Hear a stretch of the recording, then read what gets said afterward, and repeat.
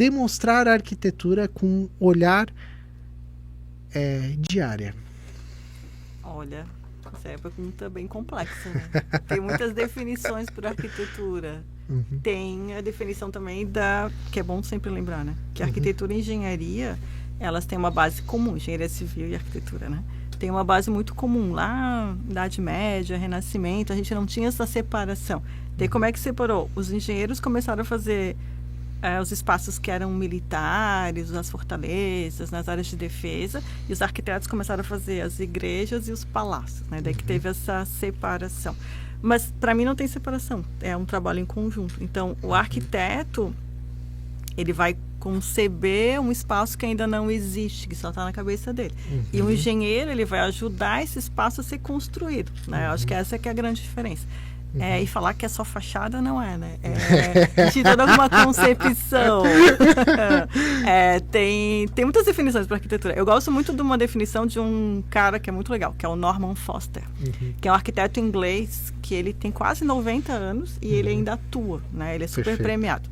E ele fala o seguinte, que arquiteto, ele constrói, cria, né? Projeta edifícios.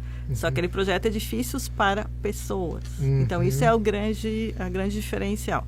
E que todo arquiteto, a principal característica de todo arquiteto não é ser criativo ou inteligente. O arquiteto tem que ser curioso para gostar de trabalhar com pessoas e projetar para pessoas.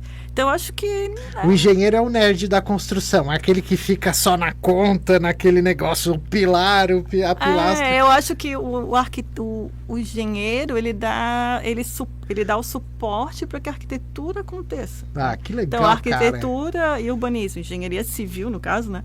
Elas caminham juntas, não tem como caminhar... Muitos projetos que eu fiz, assim, de residências, principalmente na época que eu estava mais atuando no mercado, eu nunca trabalhei sem um engenheiro. Eu tinha já o engenheiro calculista, que já entendia as minhas loucuras e mergulhava junto. Eu tinha um engenheiro que era o cara que tocava as obras, então eu sempre trabalhei muito engenheiro. Sim. O meu irmão é engenheiro civil, formado pela Unisul também. Então, caraca, eu não sabia disso, cara. O meu irmão é engenheiro civil, formado pela Unisul. Ele é a primeira turma de engenharia civil da Pedra Branca. Mentira. É sério? Sério. Eu tenho que conhecer esse teu irmão, cara. Só que ele mora fora, ele mora na Flórida.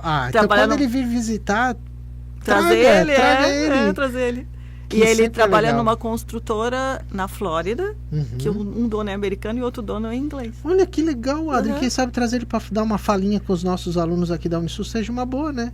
Ou talvez ele só vem uma vez então por ano. Então fica convidado, irmão da Adri, por gentileza, quando vier ao Brasil visitar a sua família, com muito bom gosto aqui nós da Unisul, gostaríamos de ouvir um pouquinho a tua história, porque sempre é bacana ver, né, esses egressos prosperando. Sim, é muito né? legal. E não só assim, né? Nós temos egressos espalhados pelo país inteiro, né? Também. Eu vi no teu currículo, Adri, que tu te formou na UFSC em 1992. E não parece, gente. Cara, eu olho às vezes pra Adri assim, cara, pra quem não sabe, o professor, quem vos fala, tem 39 anos. A Adri, ela tem ela deve ter a minha idade só de a Adri tem 57 anos. Caraca, vai fazer 58 meu, a alma dela, ela é mais jovem que eu sou um idoso perto dela. Eu podia ser tua mãe, sabe? Gente do céu, cara. E aí, de lá pra cá, Adri, deve ter visto várias mudanças de próprio PPC, planejamento de curso, né? Tudo virou de cabeça para baixo, afinal, quando tu fez a tua formação, a estrutura era outra, né? O que mudou para a vida do estudante de lá, de 1992, passando por tudo isso, como é que era antes, e com toda a revolução tecnológica, tudo que aconteceu, e como é o arquiteto hoje? Nossa Senhora! Uma coisa que mudou, assim, eu sou formada em 1992. Em 1997, teve uma mudança nacional da matriz curricular dos cursos de arquitetura. 97. Antes disso, acho que eu já te falei isso, o meu curso tem muito mais coisas da engenharia civil do que tem hoje. Então, eu tive estrutura de metálicas, estruturas de madeira, estrutura de tudo concreto. C da engenharia civil, gente? Eu tive matérias semestrais. Concreto foi um semestre inteiro, e madeira e metal eram no mesmo semestre, o professor metade do semestre, outro. E depois eu tive materiais, tecnologias construtivas, a gente tinha disciplina de experimentação, que era uma disciplina da engenharia civil que a gente tinha 3, 4. A gente tinha conforto muito mais ampliado do que hoje. Então, lá em 97, eles mudaram. O que mudou nos últimos 30 anos é que a arquitetura foi também se adaptando ao mercado. Então, quando eu me formei, não existia arquitetura de interiores, não tinha esse papel do arquiteto de interiores, tinha o decorador. Né? Era só a fachada externa? Tapete, as almofadas. E daí, o que acontecia? Isso foi sendo regulamentado pela profissão. Porque nessa parte de arquitetura de interiores, o que acontece?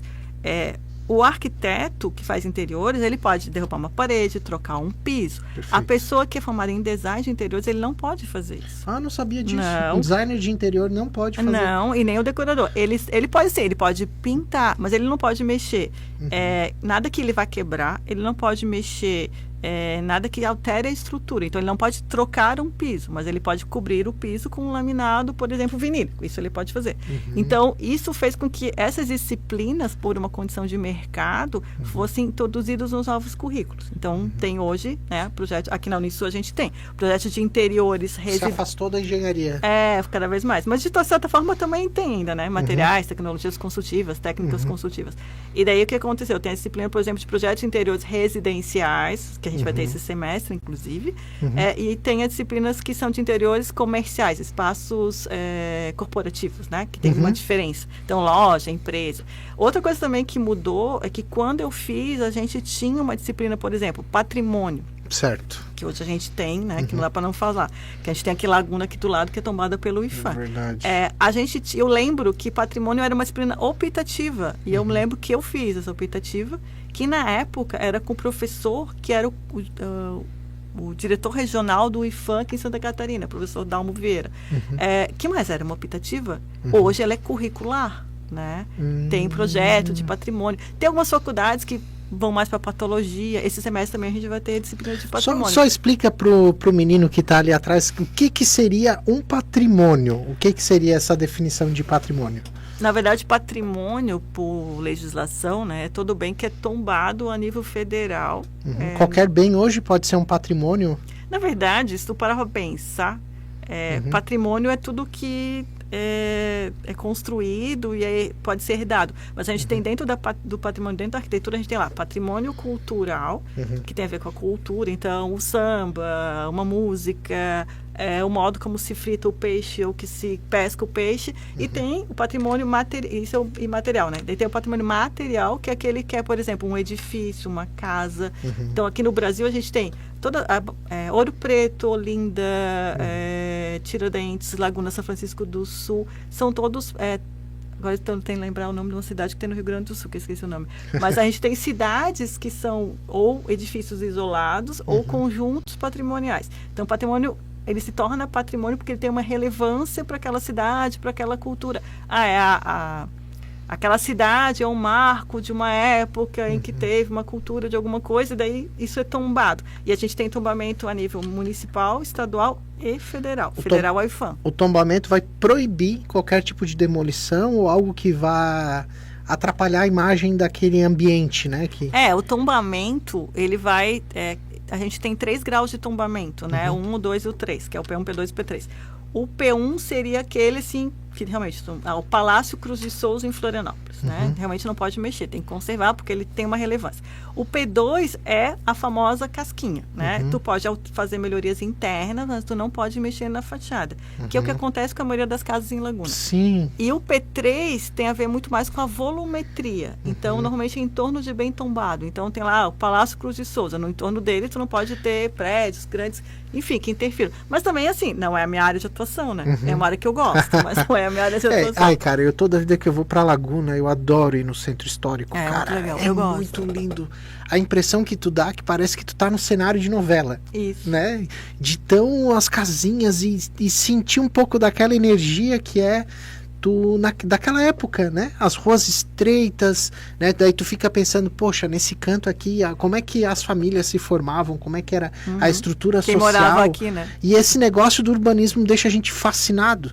Eu converso bastante com a minha esposa, né? Disse, poxa, que legal, olha como é que era aqui. Tudo era igreja no centro, aquela questão cultural, né? A igreja para frente do mar, né? Ou a igreja tá no morro, isso. ou ela tá a porta da igreja sempre está de frente para o acesso da cidade era o mar ou o rio, né? Certo. Ou uma estrada. Então a porta da igreja está sempre de frente, de certa Cara, forma. não sabia disso. Abençoando as pessoas que partem ou as pessoas que chegam. Cara, que legal, Isso cara. dentro da igreja católica, né? De ter essa questão. Aí a gente começa a enxergar as diferenças, né, da visão de um arquiteto para um engenheiro. Né? O arquiteto, ele se aproxima, como a Adriana falou, do lado humano, do lado cultural. Eu digo que é o engenheiro com muita cultura, né? O arquiteto, porque ele fala de arte, ele fala, por exemplo, das construções, né? E às vezes a gente, de uma certa forma, né, a galera da engenharia, né, o pessoal da engenharia, eles querem construir, querem criar um sistema que produza os mesmos padrões de casa, mas não, tu precisa entender a sociedade, entender onde é que ela está inserida, qual é a história que tem por trás. Vai dar uma voltinha eu sempre indico, dá uma voltinha no Centro Histórico de Laguna para tentar sentir um pouco do que é o Brasil, né? O Brasil há 100 anos atrás, há 200 anos atrás, como é que era?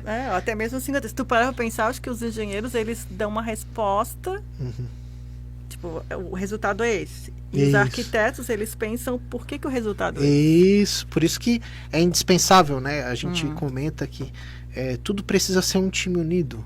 Né? Não adianta tu ter, né, a farinha, o ovo, o leite, o forno, né? Se tu não mistura, o bolo não sai. Eu sempre falo, e eu falo para os meninos, né, que a gente dá aula, diz assim, tu precisa trabalhar com os saberes. Existem engenharias, existe engenharia civil, engenharia mecânica, engenharia eletricista, o arquiteto, né, o cientista da computação, o analista, né, existem vários profissionais, e se eles sabem conversar, o bolo sai, né, sai e alimenta todo mundo, e todo mundo pode usufruir, né? Nada melhor do que numa sexta-feira tu usufruir de um bolo, um cafezinho gostoso, né? E aí eu brinco aqui que aqui no Sexta Tu Pode, né? A gente fala de otimismo, né? De bem-estar, de leveza, né? Adri, o que te deixa mais otimista com essa nova geração de arquitetos que está chegando e que estão entrando agora na Unisul?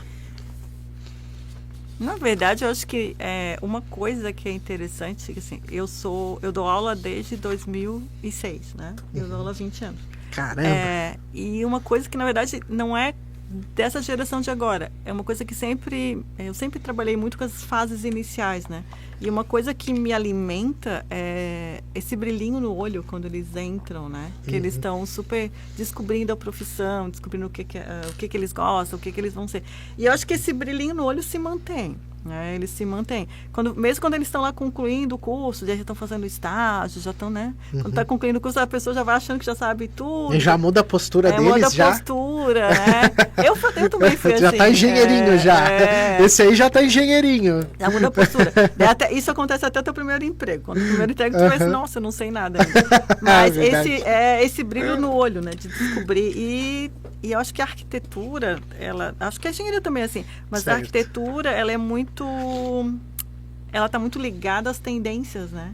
Então, hoje a gente tem as tecnologias digitais que acabam transferindo para a arquitetura. Quando eu me formei, a gente estava no AutoCAD 10, para te ter uma ideia. Meu Deus. Eu me lembro só para contar, hoje está em qual? Nem sei, mas... Agora hoje está no 40? Não, hoje... É que antes eles numeravam pelo 10, né? Hoje eles numeram pelo nome, pelo ano. Então, hoje é AutoCAD 26. Ah, eles cansaram de contar. Porque eu lembro que tinha AutoCAD 14, nossa, vai ficando 14. Feio, né? 17. Eu tô no AutoCAD de 17. Então ia ser o 300 por pouco. E daí os arquitetos tiveram que correr atrás disso, né? Se informar. Então hoje em dia os arquitetos são muito ligados. Na verdade o arquiteto, ele gosta dessa coisa da tendência, da novidade, né? Embora a gente tenha esse pezinho de gostar também da parte do patrimônio, mas eu acho que isso é curiosidade, né? Como o Norman Foster fala, arquiteto tem que ser curioso. Tem que ser curioso, cara. Eu adoro isso porque foi a curiosidade que me levou para a engenharia, né? E assim como a curiosidade, ela aproxima os cursos, né, dos alunos. E nós como professores, nós temos que ser um agente inspirador, contar histórias de vida, né? Mostrar para os alunos o que o que é ser um profissional, né? Demonstrar com exemplos. E aí, em cima disso, né, eu estava dando uma investigada, né? Todo aluno, todo convidado que vem aqui, ele passa pela investigação do professor Otoniel, né? Eu dou uma mexida, né? Eu vi que tu tens um projeto super interessante que me chamou a atenção, que era sobre a Vila dos Engenheiros lá em Criciúma, que tu fizesse. E falou de engenheiro, né? Me chamou a atenção.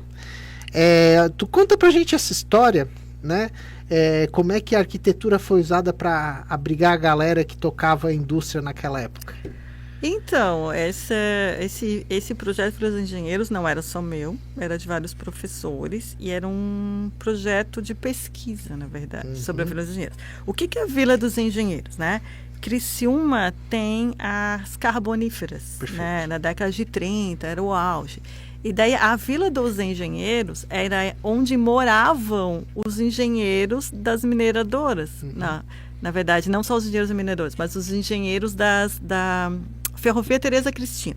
Né? Então era o pessoal, tipo, a elite, daí tinha as vilas, que eram os operários, e tinha a elite. Tem esse nome, né? Vila dos Engenheiros. E tem uma coisa muito doida, porque o meu pai, ele é de Orleans, né? Minha mãe é de Criciúma. E o meu pai, ele trabalhava na construção civil, né? Ele começou lá como servente pedreiro quando tinha 12, 13 anos, até que ele teve a sua própria empresa. E quando ele era jovem, ele trabalhou na construção de algumas dessas casas da Vila dos Engenheiros. Caraca, que legal, cara. E que tinha... E uma coisa bem legal também dessa Vila dos Engenheiros, elas foram feitas na década de 60, né? E elas foram projetadas por um arquiteto, que era um arquiteto de Criciúma, que é o Carneiro, que ele é de Porto Alegre, e ele foi o primeiro arquiteto. Hoje ele já está, acho que quase uns 90 anos. Mas ele foi o primeiro arquiteto que teve o CREA na época, né? Que não era separado, em Santa Catarina. Ele foi o CREA 001. De Santa Catarina. E ele fez o projeto, um dos primeiros projetos. E tinha na época que a gente fez esse projeto, estava ligada com uma universidade, o curso de arquitetura de lá, ele foi feito com a ideia de depois fazer o tombamento dessas casas, porque elas são modernistas. Então elas são... O que é uma casa modernista? É o estilo modernista, né? Pensando assim, o estilo modernista. O que era o estilo modernista? Um prédio que tinha... A gente vinha de um momento em que os prédios tinham muito adereço, né? Muito enfeite. Então a gente tem... como Laguna, né? E o modernismo foi uma limpeza disso. Normalmente na arquitetura, ela tem ciclos, né? Então a gente tem períodos muito... enfeitados, que a gente brinca que parece um bolo, né? Um bolo confeitado, e depois a próxima sempre é um período mais clean. Então, sério. A arquitetura ela tem esse ciclo, que é muito interessante quando a gente estuda a história da arquitetura. Então, o modernismo na Europa, ele acontece entre as duas guerras mundiais. Começa na Alemanha, com a escola Bauhaus. E daí, muitos dos arquitetos da Bauhaus, eles fugiram para a América, e lá que começa o modernismo. Ele começa 35, 36. Aqui no Brasil, ele vai ser década de 50, 60. O que a gente tem no Brasil de principal elemento modernista? Brasília. Né? Lúcio Costa, ele que projetou Brasília, e ele chamou entre os arquitetos que trabalhavam com ele o Oscar Niemeyer para projetar os prédios. E muitas pessoas acham que o Niemeyer que projetou Brasília. Não é o Lúcio Costa. Olha só, gente, ó. Foi sabia feito disso aí também. Foi feito um concurso. Tô aprendendo aqui. Foi feito um concurso, né? O Juscelino Kubitschek fez um concurso internacional, e a equipe que ganhou foi a do Lúcio Costa.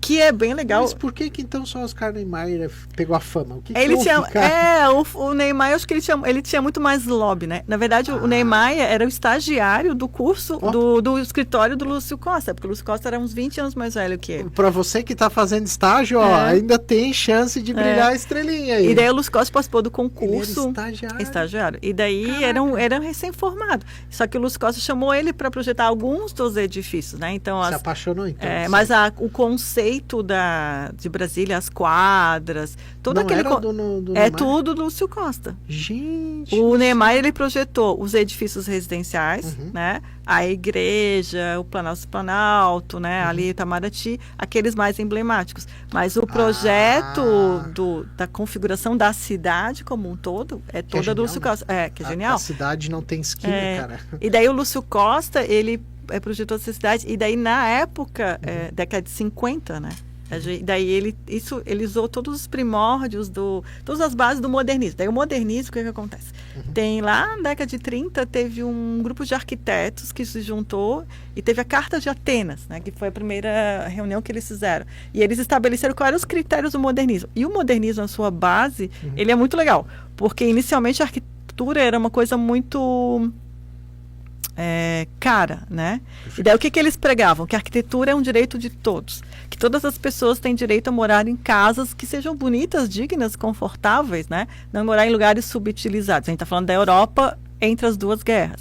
E daí eles fizeram essa reunião, eles criaram as premissas, né? E dentro disso surgiram algumas coisas que depois foram revisitadas. Mas o conceito deles de cidade era que pensa assim, a gente estava vendo na Europa cidades que ainda tinha uma base medieval, do Renascimento, que eram um pouco bagunçadas, né? Então, eles acharam naquela época que seria interessante que a cidade tivesse setores. Então, o setor de morar, o setor de trabalhar, o setor de lazer e a circulação que conectava todos esses setores. Então, Brasília, ela foi pensada inicialmente, porque hoje ela tem muitas alterações, né? Apesar dela ser tombada mundialmente, ela foi pensada dentro disso. Então, o setor de trabalho, setor de residência, o setor que é o setor que tem comércio, setor de divertimento, lazer, as praças, os parques, e a conexão disso tudo pelo sistema viário. Porque a gente ainda está falando de um período que focava muito na questão rodoviarista, né, do carro.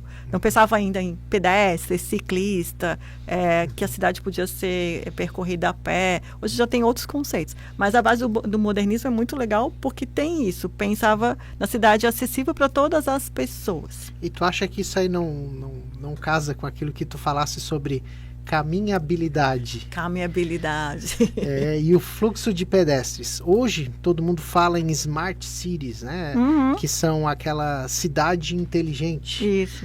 E aí, aquela cheia de sensores, né? Onde a gente consegue andar na calçada sem tropeçar, tá tudo organizado, tudo orientado. Queria que tu falasse um pouquinho sobre como isso hoje, né? Esses temas, essa estrutura que já é uma estrutura...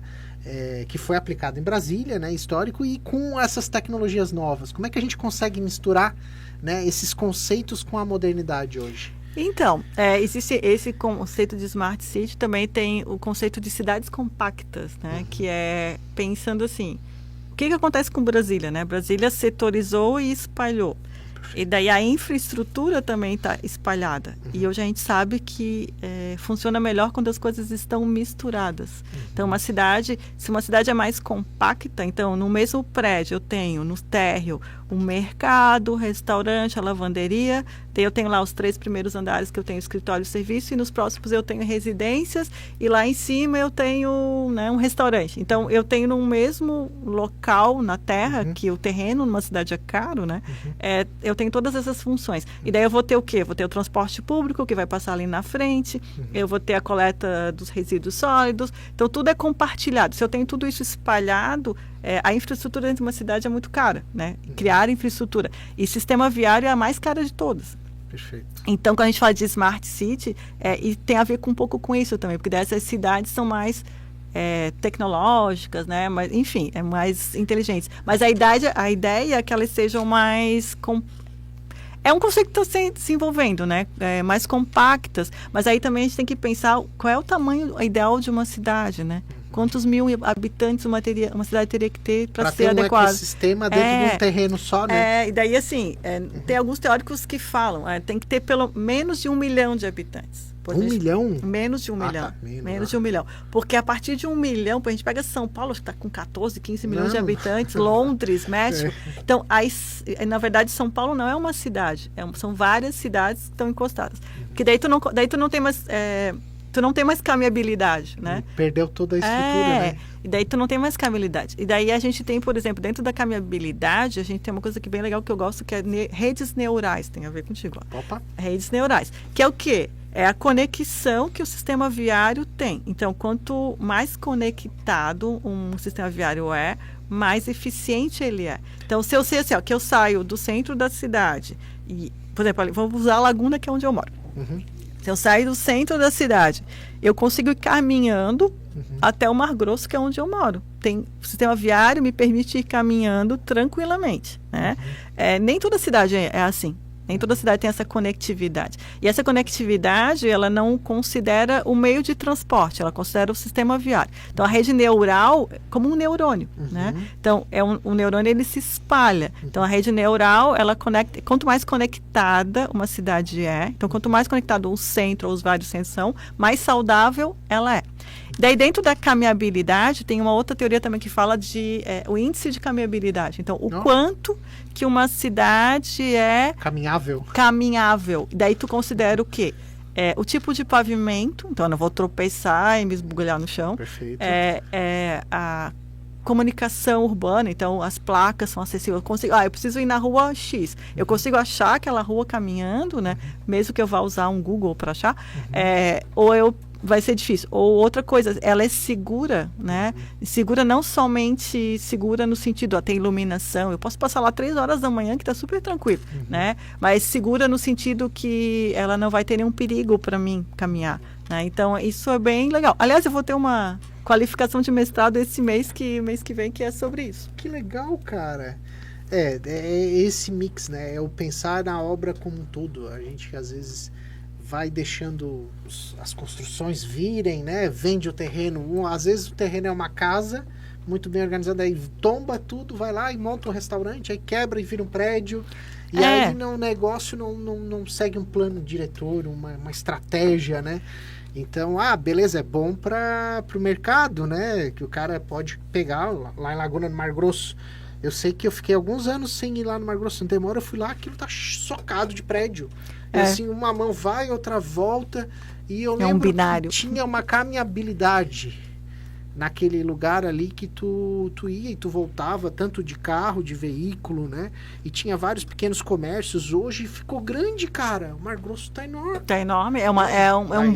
Um bairro cidade quase. Ficou tudo ali. Aí tu chega, tu sai de um lado. Assim, gente, parece que o negócio cresceu. Né? Prédios enormes e não consegue mais botar o carro, né? Na beira. Nós fizemos aquela ação lá, a Unisul esteve presente, né? Na semana retrasada. Foi sábado passado. Sábado passado. Foi sábado passado. Parece que foi longe, foi sábado passado. Tanta coisa que a gente fez, né? Meu Deus do céu. E aí, cara, nós fizemos a presença lá, né? Botamos a nossa marca. As nossas tendas. Ofertando massagem. Quem estava lá no Mar Grosso, né, usufruindo da praia no sábado, além de tomar aquela caipira de R$20 ali, poderia ganhar uma massagem, né, revigorante, e poder bater um papo com a Adri, com a gente que nós estávamos lá, né? A gente conseguia estacionar o carro, né? Conseguia botar, mas o negócio cresce. Mas se o negócio cresce sem planejamento, né? Claro, né? A gente sabe, eu não tô aqui para falar de planejamento porque eu sou engenheiro, não é meu lugar de fala. Mas eu sou um usuário como qualquer um, né? A gente quer ter essas coisas inteligentes, né? Às vezes a gente fala no centro de Tubarão, às vezes naquela questão da própria área azul para estacionar o carro, tu quer parar e ir lá no comércio comprar uma roupa e vir embora. Aí tu chega lá, tá um rio de carro estacionado, às vezes os próprios lojistas, né? Que estacionam na frente da loja. Estacionam na frente porque o cara vem lá de um outro bairro, mas é o pensar no todo, né? Poxa, uma região reservada para isso. Uma região aberta para poder acolher os turistas, as pessoas que estão passeando e também as pessoas que vivem lá. Essa questão do carro é bem complicada, porque as nossas cidades são desenvolvidas a partir do carro, né? Por onde que o carro vai passar. Então, se amplia uma avenida, se cria um viaduto pensando no carro. Só que daí tu acaba criando no entorno dessas superestruturas viárias áreas que são mortas, né? Exatamente. Porque, não tinha pensado nisso. Porque a gente tem, assim, a lei brasileira, o que é uma rodovia, né? Rodovia é uma via de tráfego rápido, que normalmente tem um pavimento asfáltico, que conecta bairros ou conecta cidades. Pela lei brasileira, a gente não pode ter residências que sejam frontais a essas rodovias. Elas têm que ter um espaçamento que vai mais ou menos uns 30, 20 metros, dependendo da cidade. E daí tu pode ter uma escola, pode ter alguns equipamentos, uma indústria, um depósito, um almoxarifado, mas tu não pode ter residências que tu não pode sair direto para ela. Tu tem que ter uma marginal. Daí tu cria um espaço lá que tem, às vezes, 60 metros de largura, que é só para passar carro, né? E daí ali não tem vida, né? Não tem vida urbana. Uma coisa que eu tava vendo é que tu tens uma outra paixão. Oh, meu Deus do céu. Que parece ser o cinema de rua, né? Você tem até pesquisa sobre cinemas de laguna. O resgate desses espaços culturais ajuda a engenharia urbana a criar cidades mais seguras e vivas à noite. Queria que tu falasse um pouquinho a respeito sobre essa sua pesquisa, como é que foi. Essa pesquisa tem bastante tempo já, né? Era uma pesquisa que eu participei faz tempo. Também com outros professores, na verdade. Na verdade, quem liderava essa pesquisa foi a professora Renata, que ela é geógrafa da UDESC, lá em Floripa. Na época ela estava ali em Laguna. E ela trabalhava com essa coisa do cinema. E o cinema é um grande elemento urbano, né? Porque Laguna é uma cidade que no seu auge, né? Ela já foi uma cidade muito rica. Ela tinha 12 salas de cinema na cidade. 12? E hoje, 12. E hoje ela não tem nenhuma, né? Ela tem o Cine Mussi, que funciona como um cinema quando alguém... Ela ainda tem o equipamento. Reserva. Na época, tinha uma época que o Sesc estava administrando, fazia algum audiovisual, alguma coisa, mas não existe mais a sala de cinema, né? Se tu quer cinema em Laguna, tu vem pra Tubarão, né? É verdade. Tu vem pro Farol Shopping e vê um filme. Então, não existe. Então, o cinema... O que acontece no cinema de rua? Não o cinema de shopping, né? O cinema de rua. A pessoa... Florianópolis também tinha muitos cinemas de rua, né? Tinha o Chaplin, o São José. Eu lembro que a gente saía da UFES que passava na sexta-feira para ver filme. A pessoa sai na rua, né? Então, naquele horário que vai começar o filme ou terminou o filme, tu vai ter lá 100, 200 pessoas na rua para comprar o bilhete, para comprar a pipoca, né? E daí isso traz vida para a rua. Né? Então, o cinema tem uma relação muito grande com a rua. E hoje em dia daria de fazer isso, cara? Pois agora, Toniel, boa pergunta. Não, hoje tem os streams, né? As pessoas assistem o filme em casa, né? Assistem o filme no celular. Então, as pessoas... Hoje tá diferente. Ir ao cinema... porque assim, ó, eu sou de uma época que ir ao cinema era um evento social. Eu lembro que quando... Agora eu vou dar atestado de velhice. Quando lançaram o Último Imperador, né? Que é aquele filme que é do Imperador da China. Eu vi esse filme num cinema. Né? Eu vi num cinema, né? Com aquele som, né? Cinema de rua? Cinema de rua. O Cine Secontour lá em Florianópolis, que depois fechou. Mas a gente via... eu lembro Uma Linda Mulher, eu vi esse filme no cinema. Caraca! Flashdance. Nossa! Tem 200 mil filmes que eu já vi, que passam na sessão da tarde, eu vi em semana. E daí tem essa coisa, tu chega... Daí tem outra energia, né? Tu chega e tem aquela filinha, né? Daí tem a sessão, né? A sessão das 6, a sessão das 9, a última sessão das 10. Juntava uma turminha e ia tudo pro cinema, cara. E eu lembro que na época eu morava no... Por que isso não vende, né, cara? É da hora, meu. Eu lembro que a gente morava no continente, a gente ia de ônibus pro cinema, do sábado à noite ia pro cinema. E daí, vamos pegar a sessão das 8, vamos correr pra pegar a sessão das 8. Depois a gente sai para comer uma pizza. E daí andava na cidade a pé. E daí o cinema de... A caminhabilidade aplicada aí, né? Quando a gente fala cinema de rua, não quer dizer que o cinema esteja na rua, né? O cinema que dá de frente para a rua. Então a pessoa, para entrar no cinema e sair do cinema, ela vai passar pela rua.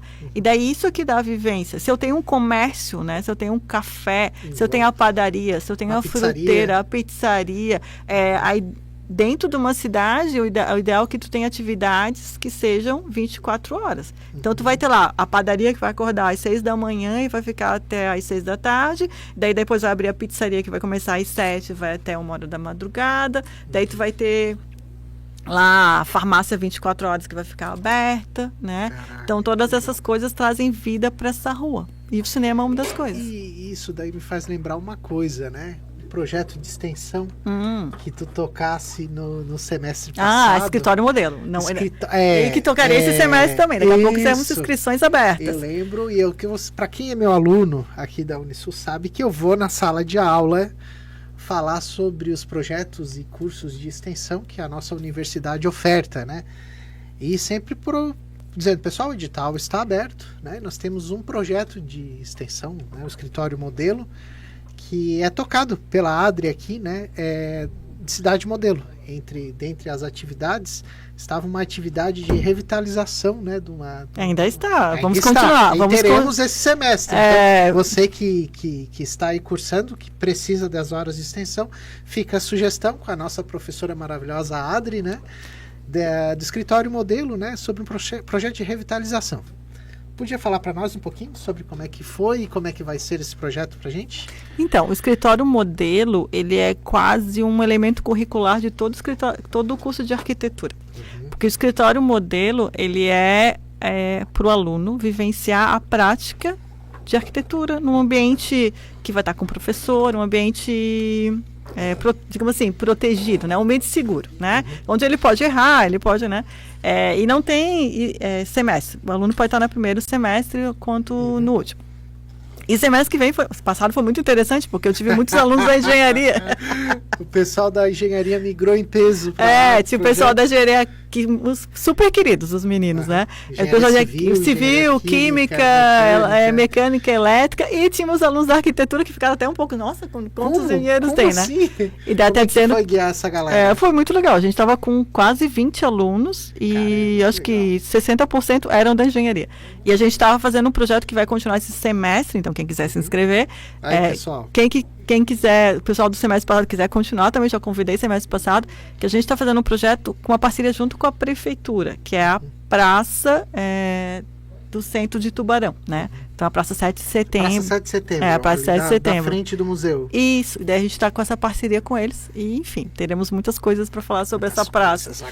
Não vou dar spoiler, mas vai ter coisas interessantes. Quem está na graduação se matricular, fiquem atentos aos projetos de extensão para se matricular, né, com a nossa maravilhosa professora, para trabalhar, né, dar uma dorzinha de cabeça para ela, mas é sempre muito agregador, né, são vários saberes, outros olhares, né. E Adri, hoje a gente tem a famosa inteligência artificial. Sim. Sempre gosto de puxar pro lado da IA, né. Por que será? Impressão 3D, casas BIM, né. Como é que a tecnologia mudou a sala de aula hoje? O aluno ainda precisa sujar a mão no grafite? Ou é tudo no mouse, na mesinha? Como é que é? Então, tá se perguntando para a pessoa errada, porque eu sou a pessoa do grafite. do papel e do grafite, né? Eu sou uma incentivadora. Eu acho assim, ó, eu sempre uso essa seguinte analogia. Quando a gente vai ensinar uma criança a ler e escrever, a gente ensina ela num tablet ou a gente ensina ela a desenhar cada letrinha? Depende. Porque se ela aprender a escrever num tablet, ela não vai saber escrever. Porque é provado, neurologicamente, que quando a gente desenha as letrinhas, né? A de abelhinha, né? B de bota... O nosso cérebro, porque cada letra é um desenho, né? Cada letra é um desenho. E o nosso cérebro, ele faz conexões que ao digitar o A no computador ou no tablet, não são as mesmas conexões. E isso é importante para a fixação do conhecimento. Então, o arquiteto, quando ele aprende, ele vai aprender a desenhar. Claro, a gente tem um semestre, a gente tem a disciplina de representação gráfica, que eu dei semestre passado, e tem as UCs que são de expressão visual, que são desenhar à mão. Mas por que é importante na arquitetura desenhar à mão? Porque também a gente sabe que ao desenhar à mão, eu estimulo duas coisas super importantes para a arquitetura. Uma é a criatividade, né? E a segunda é a visão espacial. O computador, ele não me dá visão espacial, porque ele simula um 3D, mas ele está te mostrando uma imagem plano, que é 2D. Então, enquanto a gente não tiver uma realidade virtual avançada, que eu consigo entrar no ambiente e tá projetando ali ao vivo na 1 para 1, ele não vai superar o desenho. Então, o desenho à mão é para mim aprender como pensar naquele ambiente. E eu sempre brinco assim, ó. Eu já ganhei um projeto no guardanapo de restaurante, né, de uma casa. Eu não tinha um celular, na época nem tinha, né? Mas às vezes tu tá num lugar que não tem um tablet, não tem um computador. E a outra questão... A bateria acaba, né, gente? A bateria acaba, a energia elétrica também. E a gente tem uma outra questão também, que quando a gente está dentro da faculdade, a gente acha que todo mundo fala a mesma linguagem que a gente. E a linguagem da arquitetura e da engenharia são linguagens muito específicas. Poucas pessoas sabem ler uma planta baixa. Poucas pessoas sabem olhar uma planta baixa e entender que aquele monte de risquinho está representando uma parede, uma porta, uma janela. Porque aquilo ali é uma linguagem que tu vai aprender na faculdade. A não ser que tu esteja com um cliente que tem uma noção, tem cliente que, né, é quase um arquiteto embutido, assim, que gosta, tive clientes que, né, entendiam muito. Mas a maioria das pessoas não entende. A tecnologia ajuda porque hoje a gente pega, por exemplo, um SketchUp e faz um 3D que simula que a pessoa pode entrar no ambiente. Então, isso já ajuda muito. Mas não exclui o desenho à mão livre. A gente tem situações em que algumas universidades, alguns cursos de arquitetura, não é o nosso caso, mas inicialmente, quando veio o AutoCAD, o Revit, o SketchUp, então tá, a gente não precisa mais fazer desenho técnico à mão. Meu Deus! E não precisa mais fazer croquis. E eles eliminaram todas as disciplinas que eram de prática manual, né, do gestual. Hoje eles estão trazendo de volta essas disciplinas, porque eles viram que eles criaram um arquiteto que tinha problemas, porque o desenho ajuda a desenvolver a criatividade e a visão espacial. Eu penso até na concentração, porque tu olha só, tu tem um papel aqui. O papel não tem Ctrl Z. Não. Tu não consegue, tu traçou a linha ali. Se tu não tiver certeza que tu quer aquela linha daqui até aqui, né, tu vai pensar duas vezes, tu vai te concentrar na tua criação. Agora no computador não, no computador tu vai lá, tu puxa, não gostei, Ctrl Z, apaga, tu pega um backup. O computador, ele permite tudo, né? E outra coisa que te concentra, tu pode se dispersar. E outra coisa que é importante também é a questão da visão espacial, por exemplo, na verdade na arquitetura a gente não usa esse termo, é que agora eu estou influenciado por umas coisas que eu estou fazendo, do design. É a prototipagem, então é tu testar as tuas ideias fazendo um protótipo físico. A maquetaria, né? Que tu pode, que é o nosso maker. E daí que pode ser tanto de papel, o Norman Foster que eu falei no começo, ele pega papel, cartão, dobra, fita crepe. Isopor, cola quente. Depois... Tesoura sem ponta. E daí depois isso vai... resolvemos a nossa... resolvemos a nossa forma, aí vai dar para impressora 3D, porque daí a impressora 3D vai te trazer o modelo já quase acabado, né? E depois vai virar uma maquete digital, enfim. Mas, na verdade, o digital não exclui o manual. As coisas têm que andar complementares. E os bons arquitetos hoje são as pessoas que sabem usar todas essas ferramentas, né? A gente não pode excluir nossas ferramentas. Bacana. Então, assim, falar... Eu gosto de, nessa análise que a gente faz, né? Pegar algumas palavras-chave, né? Eu queria que tu falasse um pouquinho de algo que tu estudou, né? É sobre percepção urbana. Nossa.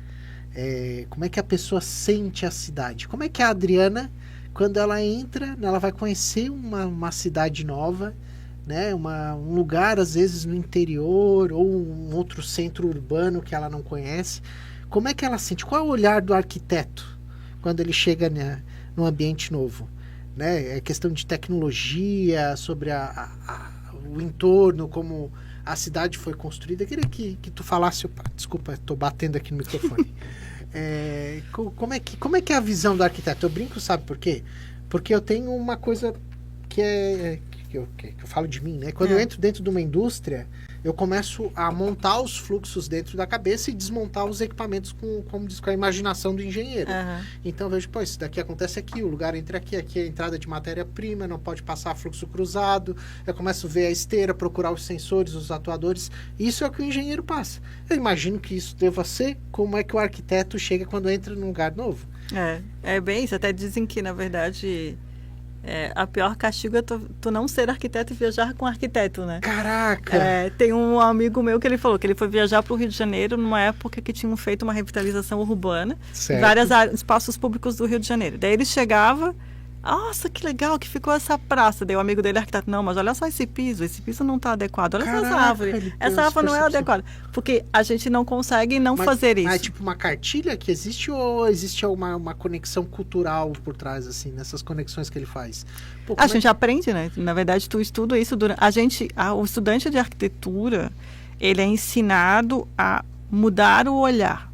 Perfeito. A primeira coisa que a gente fala para o estudante de arquitetura, esquece bonito e feio. Isso não existe. Sério? Porque a beleza ou a feiura está nos olhos de quem vai ver. Isso é a regra básica. O que existe foi bem planejado, bem pensado, atende às necessidades do usuário ou não. E arquiteto, ele não pode analisar as coisas a partir do seu gosto pessoal, né? Ele tem que entender se aquilo está funcionando. Então, sempre que a gente olha alguma coisa, a gente vai sempre ver as qualidades, mas a gente também vê os defeitos. A gente nunca vê de um jeito só.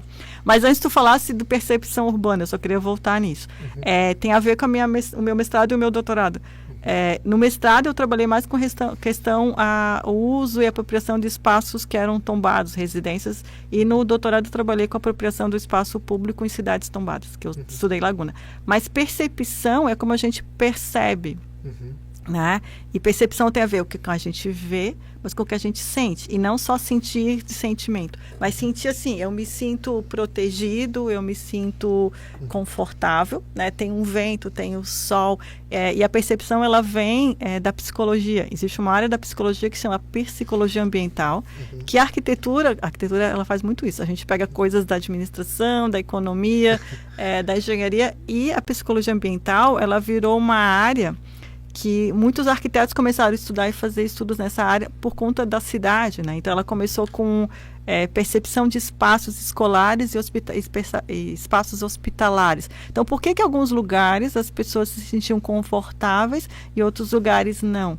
Daí começaram a estudar como é que a cor de uma parede faz com que uma criança fique mais tranquila na sala de aula, que não chore, ou como a cor de um laboratório faz com que o paciente se sinta mais confortável. Então, isso tem a ver com percepção. E depois isso migra para o espaço urbano também. Então, como é que eu faço a pessoa se sentir segura, confortável num espaço? É através da percepção. E essa percepção, ela é sensorial, né? Tem o tato, o que ela escuta, o que ela vê, o que ela sente, né? Então, é uma área bastante ampla da arquitetura, que a gente estuda tanto na parte de urbano como de arquitetura. Todo ambiente, seja interno ou externo, tem um catálogo dessas informações? Tem, na verdade não é um catálogo, porque também não é uma coisa fixa, né? Porque também é outra coisa, a percepção depende do indivíduo. Então, eu como arquiteta percebo os ambientes de uma maneira diferente, né? Com características X. Um médico vai perceber de outra forma, né? Um advogado vai perceber de outra forma, uma criança vai perceber de outra forma. E daí, às vezes, quando a gente vai projetar um espaço, a gente tem que entender como é que essas diversas percepções funcionam para dar uma resposta. Porque, no final das contas, a gente está dando o quê? Né? O que o arquiteto faz? Ele dá uma resposta para um sonho que alguém teve, né? Eu quero a minha casa, eu quero o meu consultório, eu quero, né, alguma coisa. Então, a gente tem que ter essa percepção. O arquiteto também é um pouco psicólogo. Pois é, justo, eu estava pensando nisso. Nossa, o arquiteto tem que entender o sentimento do cliente para poder projetar a casa para ele. Arquiteto dependendo da área que tu vai trabalhar, tu tem que ter essa dinâmica de entender o que o outro faz. Então, por exemplo, no curso de arquitetura, o aluno tem disciplinas de projeto do primeiro até o último semestre. Sendo que do primeiro ao oitavo ele vai fazer projetos ou individuais ou coletivos com o professor orientando, e no nono e o 10º ele faz o TCC. Mas o tempo inteiro o professor, ele faz meio que o advogado do diabo, né? Porque a gente vai dar para o aluno o que ele vai fazer naquele semestre, e o aluno vai vir com as ideias, a gente vai sempre criticar, né? Os alunos às vezes ficam chateados quando a gente critica. Professora, não olha meu projeto. Professora, não olha meu projeto porque eu não quero mudar nada. Mas, na verdade, o arquiteto, quanto mais ele experimenta, melhor fica, né? Caraca, meu. Então tá, Adri, pra gente concluir o nosso bate-papo, porque por mim nós ficaríamos, né, mais uma hora tranquilamente conversando. Aliás, a gente já fica, né? Ficamos trabalhando juntos, né? Mas se pudesse dar um único conselho, Adri, Para você que está entrando, né, no seu curso de ensino superior, lá em 1987. A Adri que estava entrando lá. Qual seria o conselho para a Adri? E no nosso clima, né, de Sexta Tu Pode, e para o aluno da Unisul, que está iniciando a jornada dele agora. Eu sempre fui muito tinhosa, né? Eita, fala dessa tinhosa aí. Muito persistente. Às vezes eu sou teimosa. É verdade. Até hoje, tá, gente? E daí, às vezes, assim, quando a pessoa fala, tu não pode fazer isso, tá aí que eu vou, né? Meto a cara e vou. Então, eu diria para aquela Adri lá da primeira fase de arquitetura que mantivesse o foco e, né, não acreditasse quando as pessoas... Porque eu fiz arquitetura numa época em que 50% da turma eram meninas e 50% eram meninos, né? E eu tive professores que chegaram na sala e disseram, mulheres não são boas arquitetas. Mentira. Sério. O professor que já não está entre nós, mas ele na UFSC, né? Mas é de uma outra época, né? Então, o professor que chegava na sala de aula e falava uma coisa dessa. Então, as meninas são, sim, boas arquitetas. A gente tem a Zaha Hadid, que era uma arquiteta turca que já faleceu, que é um exemplo maravilhoso. Se quiserem pesquisar, Norman Foster e Zaha Hadid, pesquisem elas. É a minha arquiteta preferida.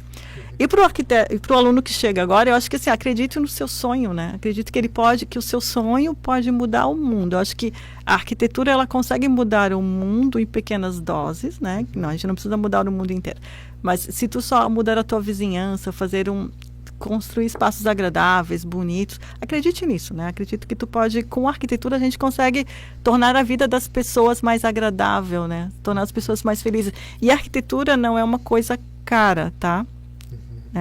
A arquitetura a gente pode fazer boa arquitetura com preços acessíveis, tanto que tem programas aí de arquitetura da periferia, tem ONGs trabalhando com isso que são muito legais, muito legais. Eu fico apaixonado, sabe o que é? Eu não é meu local de fala, né? Mas quando eu vejo assim, às vezes vão filmar uma comunidade no interior, aquelas casinhas coloridas, eu fico assim, meu Deus, eu olho aquilo, meu olho brilha.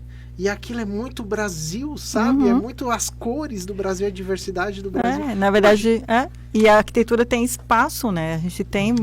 a pessoa tem que só descobrir qual é o seu lugar. Mas a gente tem espaço para todos. Então, acho que acredite nos seus sonhos e que tu pode mudar a vida de alguém com isso, né? Acho que é isso que eu diria. Adri, muito obrigado, querida. Eu que agradeço. Por esse bate-papo leve, né?